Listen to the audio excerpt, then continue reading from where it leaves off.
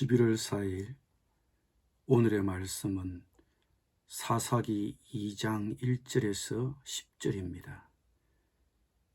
여호와의 사자가 길갈에서부터 복임으로 올라와 말하되 내가 너희를 애굽에서 올라오게 하여 내가 너희의 조상들에게 맹세한 땅으로 들어가게 하였으며 또 내가 이르기를 내가 너희와 함께한 언약을 영원히 어기지 아니하리니 너희는 이 땅의 주민과 언약을 맺지 말며 그들의 제단들을 헐라하였거늘 너희가 내 목소리를 듣지 아니하였으니 어찌하여 그리 하였느냐.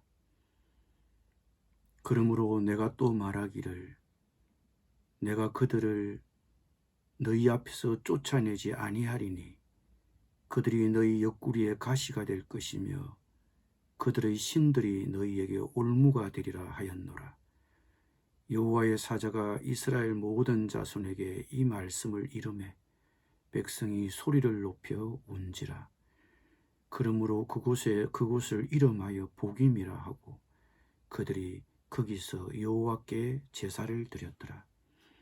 전에 여호수아가 백성을 보내매 이스라엘 자손이 각기 그들의 기업으로 가서 땅을 차지하였고 백성이 여호수아가 사는 날 동안과 여호수아 뒤에 생존한 장로들 곧 여호와께서 이스라엘을 위하여 행하신 모든 큰 일을 본 자들이 사는 날 동안에 여호와를 섬겼더라.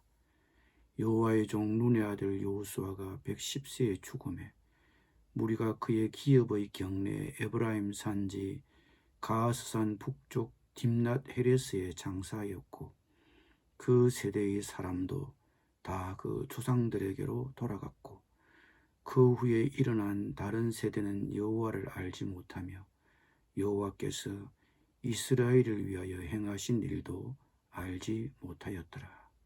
아멘.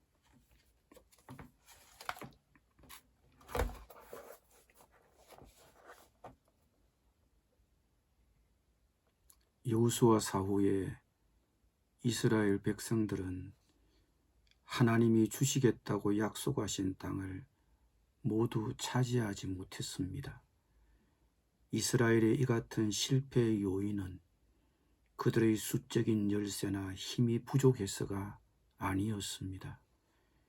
위험이 두려워서 쉬운 길을 택했고 가나안 사람들과 함께 사는 것이 어떤 면에서는 이익이 되었기 때문에 그들은 가나안 부족을 내쫓지 않았습니다. 결국 이스라엘 백성들은 여호수아의 예측대로 하나님과 맺은 언약을 지키지 못했습니다. 그러면 그 불순종의 결과가 무엇입니까? 하나님이 보낸 사자가 이스라엘 백성을 찾아와 견책하고 꾸짖었습니다. 하나님이 보내신 사자의 칠책대로 이스라엘 백성은 하나님의 명령에 복종하지 않았습니다. 그들은 가나안 족속들을 내쫓지도 않았고 그들의 신을 내몰지도 않았습니다. 그래서 하나님은 자신의 결정을 단호하게 그들에게 말했습니다. 내가 그들을 너희 앞에서 쫓아내지 아니하리니 그들이 너희 옆구리에 가시가 될 것이며 그들의 신들이 너희에게 올무가 되리라. 이스라엘 백성들이 가나안 족속들을 쫓아내지 않았기 때문에 하나님이 대신해서 쫓아내 주지도 않으시겠다고 하셨습니다. 그대로 내버려 두겠다는 것입니다. 그 결과 가나안 족속들이 이스라엘 백성을 찌르는 가시가 되었고 가나안 족속이 섬기는 신이 이스라엘 백성의 올무가 될 것이라고 예언했습니다. 이것이 하나님께 불순종한 이스라엘 백성에게 내리신 하나님의 벌이었습니다. 여기서 우리는 세 가지 사실을 알 수 있습니다. 첫째, 우리가 하나님이 분부하신 일을 행하지 않으면 하나님이 그 일을 대신해 주지는 않으신다는 것입니다. 그냥 내버려 두십니다. 죄와 대항하여 싸우라는 주님의 명령을 따르지 않으면 그 죄도 우리로부터 도망가지 않습니다. 어쩔 수 없이 우리는 그 죄에 빠져들게 되는 것입니다. 내가 의지가 없으면 그대로 내버려 두십니다. 내버려 두는 것이 하나님의 벌입니다. 둘째, 우리는 죄를 범하면 그게 내 생활에 도움이 될 거라고 생각합니다. 그래서 쉽게 거짓말하고 쉽게 남을 속입니다. 정직하게 살기보다는 세상에 편성하려고 합니다. 그런데 죄짓고 살면 어떻게 됩니까? 결국은 그것이 나를 괴롭히는 존재가 됩니다. 죄를 지을 당시에는 그것이 자신에게 도움이 될 거라고 생각합니다. 그래서 비위를 저지르는 것입니다. 그런데 그것이 결국 그들을 찌르는 가시가 되고 그들을 괴롭히게 됩니다. 그것이 하나님의 벌입니다. 셋째, 불순종의 죄는 우리를 올가매는 올무가 됩니다. 올무는 덫입니다. 덫에 걸리면 결국은 죽습니다. 빠져나올 수가 없습니다. 죄를 지으면 그 죄로 인해 멸망하게 됩니다. 그것이 하나님의 벌입니다. 불순종한 이스라엘 백성에게 하나님이 사자를 통해 이런 벌을 내리자 백성들은 큰 소리로 울었습니다. 자신들이 지은 잘못된 죄를 생각하고 울었을 뿐만 아니라 주님께 제사를 드렸습니다.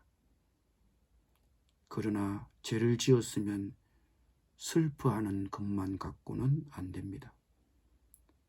하나님께 용서를 간구하고 우리의 제약된 길을 버려야 합니다.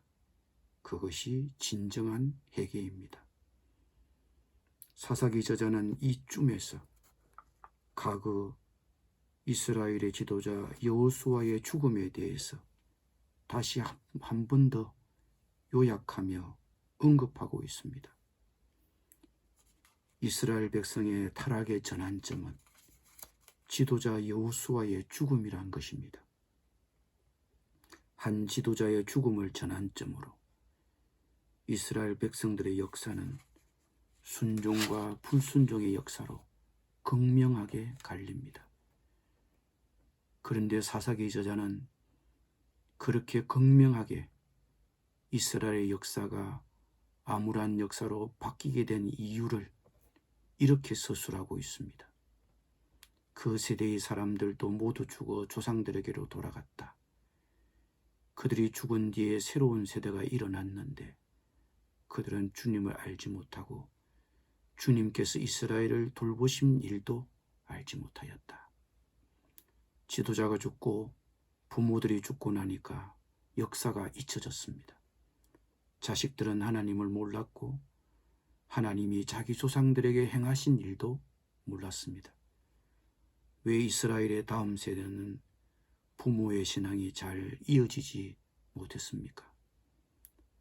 요단 동편 땅으로 건너올 때 자식들이 역사를 잊을까봐 비석을 세웠고 여호수아가 죽을 때도 하나님을 잘 섬기겠다고 언약의 기념비를 세웠는데도 왜 그 자녀들은 실패했습니까?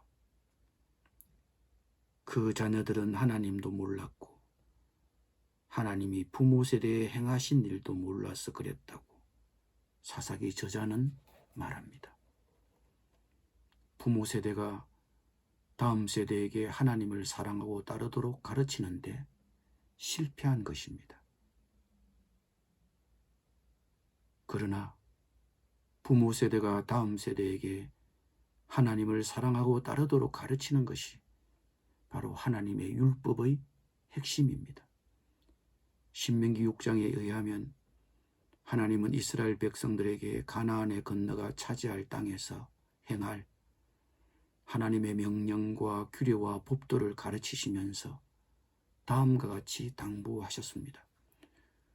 오늘 내가 네게 명하는 이 말씀을 너는 마음에 새기고 내 자녀에게 부지런히 가르치며 집에 앉았을 때든지 길을 갈 때든지 누웠을 때든지 일어날 때든지 이 말씀을 강론하라.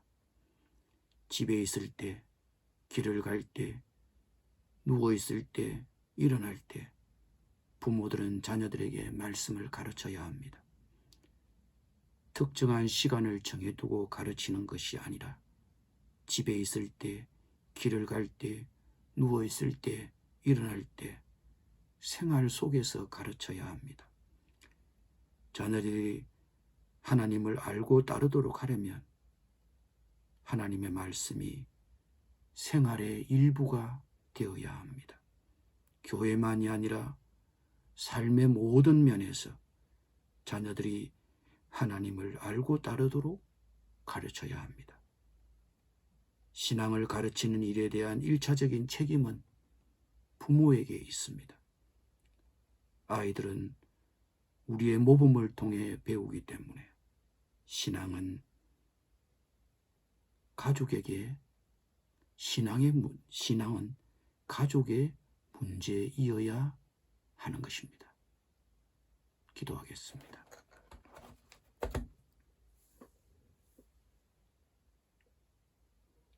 주님, 우리의 자녀들이 신실한 믿음을 이어받을 수 있도록 부모로서 가르치는 책임을 다하게 하여 주시옵소서. 삶의 모든 면에서 그들이 하나님을 알고 따를 수 있도록 부지런히 가르치게 하여 주시옵소서. 그래서 자녀들도 부모를 보며 순종의 길을 걷게 하여 주시옵소서. 예수님의 이름으로 기도드립니다. 아멘.